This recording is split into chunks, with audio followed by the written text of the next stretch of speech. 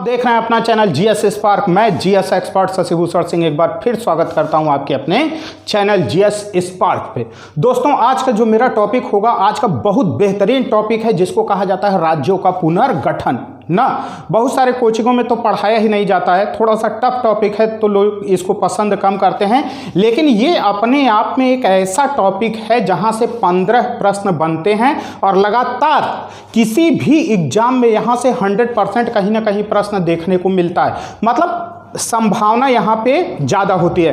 तो आज हम लोग इसको कुछ इस तरीके से पढ़ेंगे कि साथ में याद करने की कोशिश करेंगे। दोस्तों, मैं आपको बताना चाहता हूँ कि आप एक या दो बार इस वीडियो को जरूर देखिएगा। पहले तो एकदम कायदे से धीरे धीरे देख लीजिए, कॉन्सेप्ट क्लियर रखिए। आज नहीं तो कल 100% एग्जाम होगा क्लियर। प्राइवेट सेक्टर में बहुत बड़ा रिसेशन आ चुका है और गवर्नमेंट सेक्टर में वैकेंसियां आने वाली हैं, जैसे अभी लेखपाल की आने वाली है, टेट, सुपर टेट, इन सारी चीजों पे आप लोग एकदम अभी से जब एक्टिव रहेंगे तभी आप इसका एग्जाम दे पाओगे ना। तो एक बेहतरीन टॉपिक है, एकदम अच्छी तरीके से मैं समझाने का प्रयत्न करूंगा और लास्ट में हम लोग उसको एक समरी के रूप में देखेंगे जिससे आपके दिमाग में बैठ जाए। दोस्तों, अपने समय का अगर आप जिंदगी में सदुपयोग करते हैं तो धरती पे कोई ताकत नहीं है कि आपको पीछे जाने से रोक दे ना। तो जरूरी है कि इस कंटेंट को आप अपने दिमाग के अंदर एब्जॉर्ब करने की कोशिश करिए और जिस तरीके से मैं समझा रहा हूं उसको समझने का प्रयत्न करें। एक चीज और बता दूं दोस्तों, ये मेरा नंबर है 8737005918 ना। अगर आपको कोई प्रॉब्लम होती है तो आप यहां पे पूछ सकते हैं। आपको जैसे कोई टेट दे रहा है, कोई सुपर टेट दे रहा है, कोई पुलिस दे रहा है, अगर आपको कोई पार्टिकुलर सब्जेक्ट पढ़ना है तो आप बता सकते हो, उसको जारी किया जाएगा क्लियर।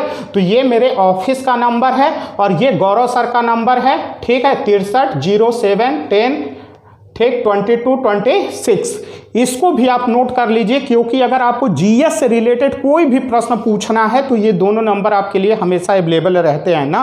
क्योंकि पढ़ा तो सब कुछ देगा, लेकिन जब तक आपकी क्वेरी हल न की जाए तब तक संतुष्टि नहीं मिलती। तो हम लोग तत्पर हैं। आप क्या कर सकते हो, आप जितना हम पढ़ा रहे हैं उसको देखते जाओ। अगर वनडे लेवल का कोई भी एग्जाम होगा तो 100% दोस्तों गारंटी दे रहा हूं, 90% प्रश्न आपको सामने मिलेगा ना। ये पॉलिटी के मेरे 2 लेक्चर और बचे हुए हैं, 2 या 3 लेक्चर और होंगे, उनको मैं समाप्त करूंगा। उसके बाद आप लोग बताइएगा, कमेंट सेक्शन में बताइए आपको क्या पढ़ना है। मैं पूरी कोशिश करके उस सब्जेक्ट को आपके लिए खत्म करने का कोशिश करूंगा। दोस्तों, जैसा कि आपको पता है इस समय लॉकडाउन है, तो हम लोग क्या है कि इस समय हम लोग खाली है नहीं, हम लोगों की दिन भर क्लास होती है, तो उस समय हम लोगों के लिए भी प्रॉब्लम होती है ना। लेकिन इस चैनल का मुख्य उद्देश्य क्या है, इसका मुख्य उद्देश्य है कि हम अपने बच्चों तक अपनी पहुंच बना पाएं ना। जो लोग फ्री में, यहाँ पे फ्री में आपको सारा कंटेंट प्रोवाइड किया जाता है ताकि आप इसके लिए 4000-5000 रुपए न दें। जैसे टेट है, सी टेट है, लेखपाल है, इसकी कोई भी वैकेंसी चलाता है, मिनिमम अगर आप ऑनलाइन पढ़ते हैं तो आपको 4 से 5000 देना पड़ता है। आप क्वालिटी मिला के देख लीजिएगा, क्वालिटी मिला के देख लीजिएगा, जमीन आसमान का अंतर मिलेगा। क्योंकि 10 साल का एक्सपीरियंस हम लोग आपके लिए शेयर करते हैं, आने वाले प्रश्न शेयर करते हैं, और आप सिर्फ इतना अगर कर सके कि हमारी वीडियो शेयर कर दे, अगर हम ज़्यादा से ज़्यादा लोगों तक पहुंच सके तो आप लोगों का ये जो हमारे प्रति प्रेम होगा वो वाकई में काबिले तारीफ होगा। आप देख सकते हो कि भले हमारी वीडियो पे व्यू कम आ रहे हैं, उसके बावजूद भी हम लोग मेहनत कर रहे हैं, क्योंकि अपने कंटेंट के ऊपर हमको पूरा विश्वास है कि आज नहीं तो कल हम सफलता के स्वाद को जरूर चखेंगे। और यही चीज आपके अंदर भी होना चाहिए। प्रयत्न तब तक करिए जब तक कि सफलता न मिल जाए ना।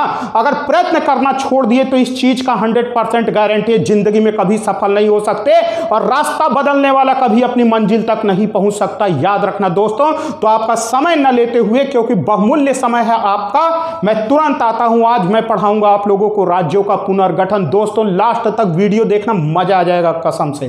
तो आज स्टार्ट करते हैं। क्या देखेंगे आज हम लोग? देखेंगे राज्यों का पुनर्गठन। भारत देश की बात करने वाले हैं कि जो राज्यों का रीऑर्गेनाइजेशन हुआ, यानी जो राज्यों का पुनर्गठन हुआ, वो किस तरीके से हुआ, जिसके बारे में बात करने वाला हूं। तो बात करूंगा भारत की ना।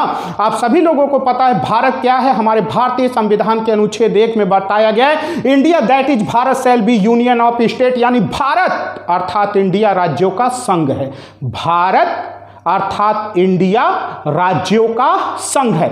तो इसी राज्यों के बारे में हम लोग आज बात करने वाले हैं कि इसका कब कब गठन हुआ, भारत देश में कौन कौन से राज्य हैं। आप लोगों को भारत के बारे में दोस्तों बहुत अच्छी तरीके से पता होगा कि अगर भौगोलिक दृष्टिकोण से देखा जाए, क्षेत्रफल की दृष्टिकोण से देखा जाए, किसके हिसाब से, क्षेत्रफल की दृष्टिकोण से देखा जाए, तो पूरे विश्व में 7वां स्थान रखता है कौन, भारत। और अगर जनसंख्या की दृष्टि से देखा जाए तो जनसंख्या की दृष्टि से दूसरा स्थान रखता है भारत ना। चीन के बाद दूसरा अगर कोई जनसंख्या की दृष्टि से है तो वह कौन है, भारत। ये भी 2 प्रश्न दोस्तों मैं आपका तैयार करवा दे रहा हूं, क्योंकि हमेशा एग्जाम में पूछा जाता है। क्षेत्रफल की दृष्टि से 7वां, क्षेत्रफल की दृष्टि से 7वां स्थान है भारत का।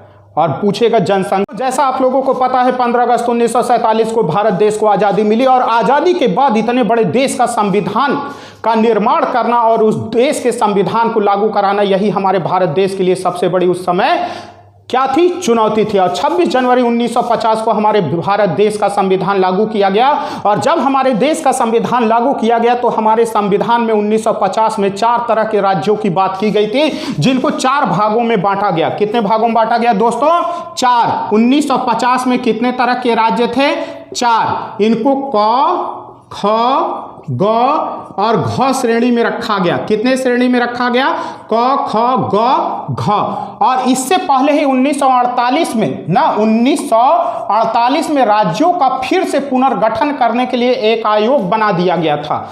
1950 में ये चीज दे दिया गया है, लेकिन एक आयोग का गठन कर दिया गया है कि राज्यों का पुनर्गठन होना चाहिए, क्योंकि ये जो श्रेणियां थी वह उस समय की श्रेणियां थी जब भारत देश में अंग्रेजों का शासन था। तो यहाँ पे कई राज्य ऐसे थे जहाँ पे क्या होता था, 4 श्रेणियों में कहीं पे जो है कि शाही शासन चला करता था, कहीं पे जनता की चुनी हुई सरकार आ चुकी थी, कहीं अंग्रेजों का शासन चलता था। तो कहा गया कि फिर से इसको क्या किया जाए, बंटवारा किया जाए, फिर से राज्यों का क्या किया जाए, इसका पुनर्गठन किया जाए।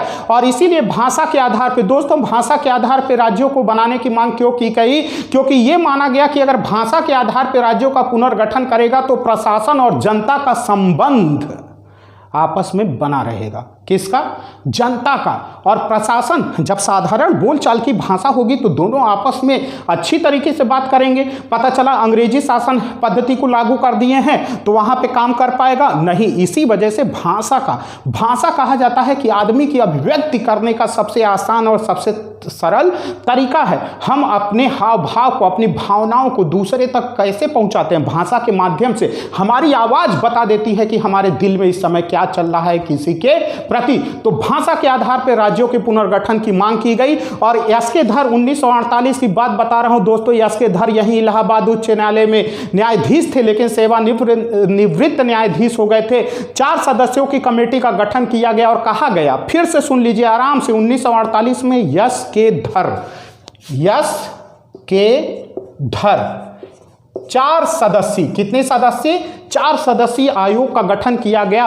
और जब इन्होंने पूरा देखा, पूरा घूमा, पूरा मामला समझा, तो इन्होंने कहा कि भाषा के आधार पे जो है कि नहीं होना चाहिए, या किस आधार पे होना चाहिए, प्रशासनिक सुख सुविधा के आधार पे, प्रशासनिक सुख सुविधा के आधार पे राज्यों का पुनर्गठन हो। यानी वहाँ पे तहसील, वहाँ पे विधानसभा, इन सारी चीज़ों को देख के, रूपरेखा, वहाँ की जनसंख्या, वहाँ का प्रशासनिक ढांचा देख के इसका क्या किया जाए, निर्माण किया जाए। भड़क गई जनता। मद्रास में थे पोट्टी श्री रामुल्लू। कहाँ मेरे भाई, मद्रास में। कौन था भैया मद्रास में, मद्रास में थे पोट्टी श्री रामुल्लू। भड़क गए पोट्टी श्री रामुल्लू। उन्होंने कहा कि प्रशासनिक, मद्रास में तेलुगु भाषियों के लिए पोट्टी रामुल्लू खड़े हो गए और बैठ गए आमरण अनशन पे। कहां बैठ गए भैया, आमरण अनशन। आप तुरंत कहोगे कि ये आमरण अनशन क्या होता है ना। यहां पे दोस्तों बता दूं, अनशन, देखो भैया, अगर सिर्फ अनशन लिखते हो इसका मतलब होता है 1 दिन के बाद समाप्त हो जाएगा यह अनशन, 2 दिन के बाद समाप्त हो जाएगा अनशन। ये एक सांकेतिक है जो प्रशासन को आपकी तरफ से दिया गया, क्या है, चेतावनी कि आप इस बात को समझिए, नहीं हम आंदोलन को क्या करेंगे, बड़ा। और ये क्या होता है, आमरण अनशन का मतलब होता है कि जब तक मर नहीं जाऊंगा तब तक मैं सरकार के विरोध में बैठूंगा। और यही पोट्टी श्री रामुल्लू के साथ हुआ। 56 दिन तक बिना खाए बैठे अनशन करते रहे लोगों ने उनकी तरफ ध्यान नहीं दिया। और सरकार का ध्यान कब गया? जब 15 दिसंबर 1952, याद रखना दोस्तों, 15 दिसंबर 1952 को जब इनकी पोटी श्री रामुलु की मृत्यु हो गई ना भैया। कब मृत्यु हो गई दोस्तों? 15 दिसंबर 1952 को जब पोटी श्री रामुलु की मृत्यु हो गई, हिल गई दिल्ली सरकार। और उस समय हमारे भारत देश के प्रधानमंत्री थे जवाहरलाल नेहरू। बड़ा आंदोलन भड़क गया चारों तरफ भाषा के आधार पे, और इस नजाकत को समझा हमारे भारत देश के प्रधानमंत्री जवाहरलाल नेहरू ने। और जवाहरलाल नेहरू के कर कमलों से 1 अक्टूबर 1953, कब भैया? 1 अक्टूबर 1953 को अलग आंध्र प्रदेश राज्य का गठन हुआ। किसका गठन हुआ? अलग आंध्र प्रदेश राज्य का गठन हो गया। कब? 1 अक्टूबर 1953 को अलग आंध्र प्रदेश राज्य का गठन हुआ।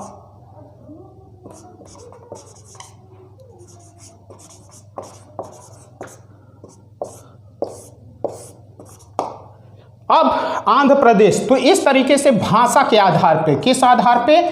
भाषा के आधार पे। दोस्तों यहां पे पहला प्रश्न पूछता है कि भाषा के आधार पे पहला राज्य कौन बना था? तो भाषा के आधार पे जो पहला राज्य बना था, भाषा के आधार पे पहला राज्य जो बना था उसका नाम था आंध्र प्रदेश। क्या नाम था? आंध्र प्रदेश के नाम से जाना जाता है जो भाषा के आधार पे पहला राज्य बना। कौन बना? भाषा के आधार पे आंध्र प्रदेश को भाषा के आधार पे पहले राज्य का गठन किया गया। पहला प्रश्न यहां से पूछेगा 100% सबसे ज्यादा, 10 साल में बता रहा हूं, सबसे ज्यादा इस टॉपिक से पहला प्रश्न यही पूछता है कि भाषा के आधार पे कौन बना था भैया। वेरी मोस्ट इंपॉर्टेंट कर लो, 1 अक्टूबर 1953 आंध्र प्रदेश भाषा के आधार पे इस राज्य का गठन हुआ। अब इसके बाद देखोगे मांग की जाने लगी और ज़्यादा मांग बढ़ने लगी, तो 1953 में राज्य पुनर्गठन आयोग बनाया गया। कब बनाया गया भैया? 1953 में।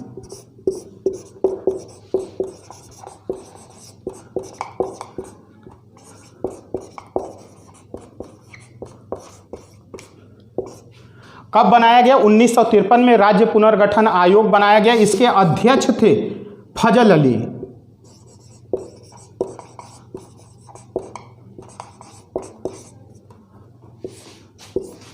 और इसमें 2 अन्य सदस्य थे।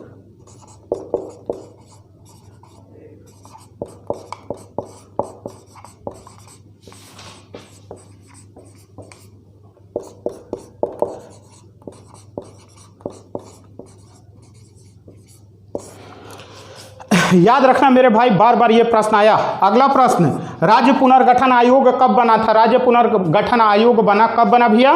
राज्य पुनर्गठन आयोग बना था 1953 में। इसमें 3 सदस्य थे, पंडित फजल अली। बात समझ में आए? पंडित फजल अली इसके अध्यक्ष थे, पंडित हृदयनाथ कुंजरू एवं के.एम. पडिक्कर ये इसमें क्या थे? अन्य सदस्य थे। इसने 1955 में अपनी रिपोर्ट दी। कब इसने रिपोर्ट दिया? 1955 में इसने अपनी रिपोर्ट दी और इसने कहा कि 16 राज्य और 3 केंद्र शासित प्रदेश बना दिए जाए ना। ये किसके द्वारा कहा गया था? ये इसके द्वारा कहा गया था, राज्य पुनर्गठन आयोग के द्वारा। और इसके बाद 1956 में भाषा के आधार पर राज्यों का पुनर्गठन करने का कार्य प्रारंभ किया जाएगा। कब किया जाएगा? 1956 में भाषा के आधार पर राज्यों का पुनर्गठन करने का कार्य किया जाएगा। और 1956 में ना 7वां संविधान संशोधन किया जाएगा। 7वां संविधान संशोधन, 7वां संविधान संशोधन किया जाएगा। और 7वें संविधान संशोधन के द्वारा 14 राज्य और 6 केंद्र शासित प्रदेश अस्तित्व में आएंगे। 14 राज्य और 6 केंद्र शासित प्रदेश अस्तित्व में आएंगे। याद रखिएगा, मोस्ट इंपॉर्टेंट, राज्य पुनर्गठन आयोग नोट करो 1953 में, राज्य पुनर्गठन आयोग 1953 में, और राज्य पुनर्गठन अधिनियम 1956 में। 7वां संविधान संशोधन, कौन सा संविधान संशोधन? 7वां संविधान संशोधन। यहाँ पे 14 राज्य और 6 केंद्र शासित प्रदेश थे। कितने राज्य? 14 राज्य, 6 केंद्र शासित प्रदेश। दोस्तों 1 मिनट फिर लूंगा और फिर से रिकॉल करा के इसको रिमूव करके तुरंत आगे बढ़ जाऊंगा ना। सबसे पहले मैंने बताया 15 अगस्त 1947 को भारत देश को आज़ादी मिली और भारत देश की आज़ादी के समय ना क्या किया गया, संविधान का उसको निर्माण करने की प्रक्रिया का प्रारंभ हुआ। 26 जनवरी 1950 को हमारा संविधान पूर्ण रूप से लागू हुआ। उस समय क ख ग घ 4 श्रेणी में बांटा गया था। 1948 में आए थे यस्के धर। कब आए थे भैया? 1948 में आए थे यस्के धर, और यस्के धर ने कहा कि भाषा के आधार पर राज्यों का पुनर्गठन किया जाना चाहिए। 4 सदस्यीय आयोग था और इनकी रिपोर्ट के बाद बवाल मच गया और जो है कि उसी समय कांग्रेस का जयपुर अधिवेशन हुआ ना। जब इन्होंने कहा भाषा के आधार पर होना चाहिए, बवाल होना शुरू हो गया। तो उस समय कांग्रेस का जयपुर अधिवेशन हुआ राजस्थान में। कांग्रेस का जयपुर में अधिवेशन हुआ और यहाँ जो वहाँ पे JBP समिति थी ना, JBP समिति ने जो धर 1948 में जो धर आयोग बना था, जो कहा था कि भाषा के आधार पर राज्यों का पुनर्गठन होना चाहिए, इसने कहा कि ठीक है। JBP समिति ने कहा कि इन्होंने स्तुति दे दी जवाहरलाल नेहरू, वल्लभ भाई पटेल, पट्टाभी सीता रमैया। जवाहरलाल नेहरू, वल्लभ भाई पटेल, पट्टाभी सीता रमैया, इन लोगों ने इस बात की क्या कर दिया, कहा कि हाँ सही है। उसके बाद बवाल बढ़ गया और उसी समय मद्रास में तेलुगु भाषियों की तरफ से आंदोलन करने लगे पोट्टी श्री रामुल्लू। कौन आंदोलन करने लगा? पोट्टी श्री रामुल्लू। और 56 दिन के आमरण अनशन के बाद पोट्टी श्री रामुल्लू की मृत्यु हो गई। भड़क गया जबरदस्त तरीके से माहौल, हिल गई दिल्ली सरकार। जवाहरलाल नेहरू ने उसी समय घोषणा की 1 अक्टूबर 1953 को भाषा के आधार पर राज्यों का पुनर्गठन किया गया और पहला जो राज्य बनता है, पहला राज्य आपका कौन बना? आंध्र प्रदेश, 1 अक्टूबर 1953 को। उसके बाद 1953 में राज्य पुनर्गठन आयोग बनाया गया। 1953 में राज्य पुनर्गठन आयोग, जिसके अध्यक्ष वेरी मोस्ट इंपॉर्टेंट फजल अली, इसके 2 अन्य सदस्य थे पंडित हृदयनाथ कुंजरू एवं KM पडिक्कर। 1955 में इसने अपनी रिपोर्ट दिया और जब रिपोर्ट दिया उस समय इसने कहा था 16 राज्य 3 केंद्र शासित प्रदेश बनेंगे। लेकिन 1956 में राज्य पुनर्गठन अधिनियम पास हुआ। भारतीय संविधान का 7वां संशोधन, मोस्ट इंपॉर्टेंट, भारतीय संविधान का 7वां संशोधन 1956 में। और यहाँ पे अब क्या हुआ? 1956 में 14 राज्य, दिमाग में अच्छी तरीके समझ लो, 14 राज्य और 6 केंद्र शासित प्रदेश अस्तित्व में आए। तो मेरे भाई अभी तक मैंने यहाँ तक आप लोगों को बताया था, इसको मैं तुरंत करूँगा रिमूव और इसके बाद हम लोग आगे की कहानी को स्टार्ट करेंगे। चलिए आगे की कहानी को स्टार्ट करते हैं। इसके बाद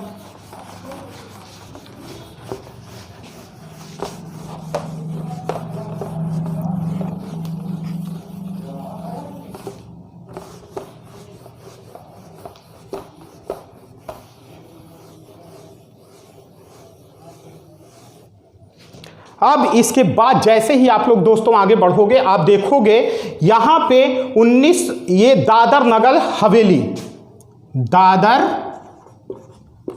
नगर हवेली, ये 1954 में ना, 1954 में क्या हुआ? आज़ाद हुआ। और 1961 तक, कब तक भैया? 1961 तक यहाँ पे किसका प्रशासन चला? यहाँ के लोगों द्वारा जो चुनी गई सरकार थी, यहाँ के लोगों द्वारा जो चुनी गई सरकार थी उसका प्रशासन चला। प्रशासन जो यहाँ के लोग चुने गए थे।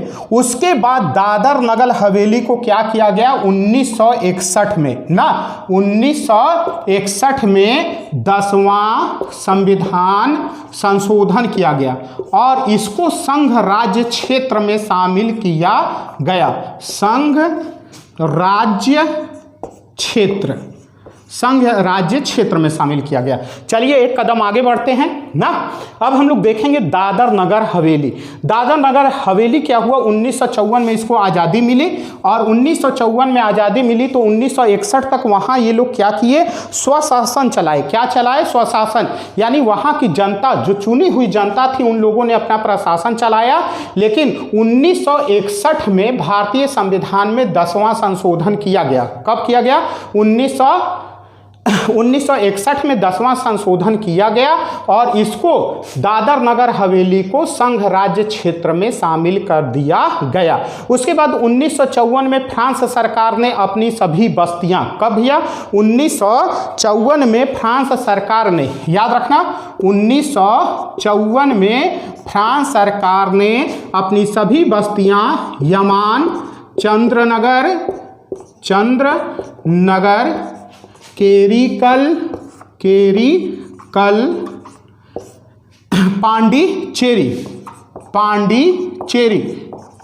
पांडिचेरी ना। 1954 में फ्रांस सरकार ने अपनी सभी बस्तियां यनाम, चंद्रनगर, केरीकल, पांडिचेरी भारत सरकार को सौंप दिया और इन सभी को मिला के 28 मई 1954 को, इन सभी को मिला के 28 मई 1956 को पांडिचेरी संघ राज्य क्षेत्र का गठन किया गया। कब भैया 1956 में, 28 मई 1956 को क्या किया गया, अलग पांडिचेरी संघ राज्य क्षेत्र का गठन कर दिया गया। अब 1 मई 1960 में, याद रखना महाराष्ट्र ना, तो यहां बना महाराष्ट्र, और कौन बना भैया, गुजरात। याद रखना बहुत अच्छे से आप लोग ना। मई है तो मरा समझ लेना, क्योंकि अभी एक आएगा ना, एक आएगा, थोड़ा सा हम कोड करेंगे जिससे आपको याद करने में आसानी हो। तो मई यानी मर गया, तो महाराष्ट्र कौन बन गया, महाराष्ट्र और गुजरात। हुआ क्या था, 1 मई 1960 को बंबई में जो मराठी भाषी थे, जो कौन थे, मराठी भाषी, 1 मई 1960 को जो बंबई था, बंबई ना भैया, कहाँ की बात हो रहा है, बंबई की बात हो रहा है। तो ये 2 भागों में विभाजित होगा। जो मराठियन थे, जो मराठी बोल लेंगे उनके लिए महाराष्ट्र बनेगा, और जो गुजराती बनेंगे उनके, जो गुजराती बोलेंगे उनके लिए क्या बनेगा, गुजरात बनेगा। तो दोस्तों याद हो गया होगा, दादर नगर हवेली 1954 में, 1961 तक यहाँ ये लोग खुद प्रशासन चलाते थे। 1961 में 10वां संविधान संशोधन हुआ और जो है दादर नगर हवेली को संघ राज्य क्षेत्र का दर्जा दिया गया। 1954 में फ्रांस सरकार ने अपनी सभी बस्तियां यनाम, चंद्रनगर, केरीकल भारत सरकार को सौंप दिया और 1 दिसंबर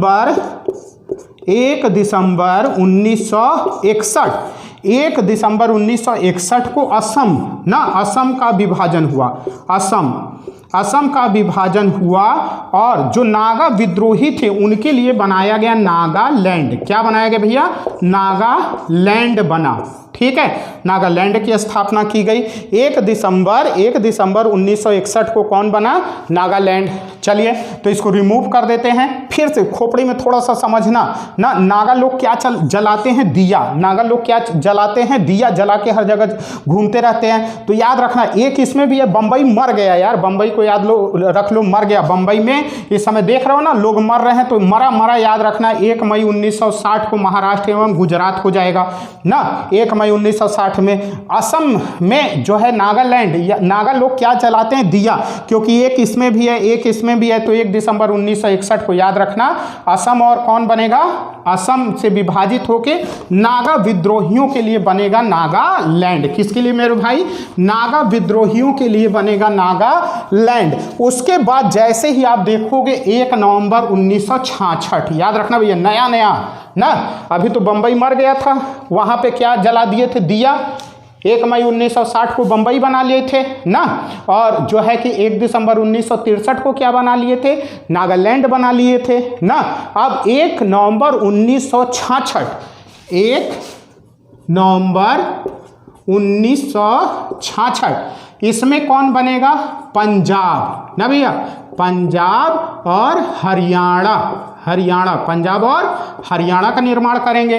कब, 1 नवंबर 1966 को जो है कि वहाँ पे पंजाबी भाषियों के लिए ना, पंजाबी भाषियों के लिए क्या बनाया गया, जो पंजाब भाषी थे और हरियाणवी जो हिंदी से रिलेटेड थे, इनके लिए पंजाब और हरियाणा बना। कब बना, 1 नवंबर 1966। उसके बाद 25 जनवरी 1971, 25 जनवरी 1971 हिमाचल प्रदेश को पूर्ण राज्य का दर्जा दिया गया। किसको?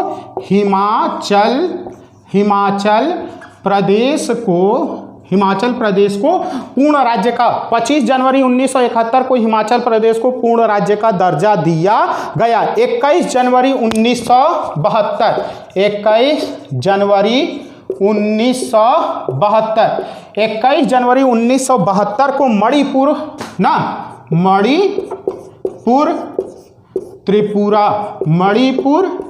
त्रिपुरा और कौन बना भैया? मेघालय। याद रखिएगा, दिख रहा होगा आप लोगों को एकदम क्लियर। 1 नवंबर 1966 को पंजाब और हरियाणा नया पंजाब और हरियाणा एकदम नया बना। कौन बना? पंजाब और हरियाणा। बम्बई में मरा हुआ था 1 नवंबर 1960 ना, और वहाँ पे नागालैंड में क्या जला था? दिया 1 दिसंबर 1963।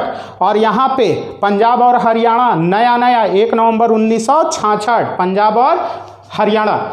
अब इसके बाद 25 जनवरी 1971 हिमाचल प्रदेश को पूर्ण राज्य का दर्जा। 21 जनवरी 1972 मणिपुर, त्रिपुरा और मेघालय। उसके बाद 26 अप्रैल वेरी मोस्ट इंपॉर्टेंट, 26 अप्रैल 1975 वेरी मोस्ट इंपॉर्टेंट है। 26 अप्रैल 1975 सिक्किम, कौन भैया? सिक्किम भारत का 22वां राज्य, सिक्किम भारत का 22वां राज्य बना। याद रखना मेरे भाई, 26 अप्रैल 1975 को सिक्किम भारत का 22वां राज्य बना। कौन बना? सिक्किम। इसके बाद आप देखोगे 20 फरवरी 1987 अरुणाचल प्रदेश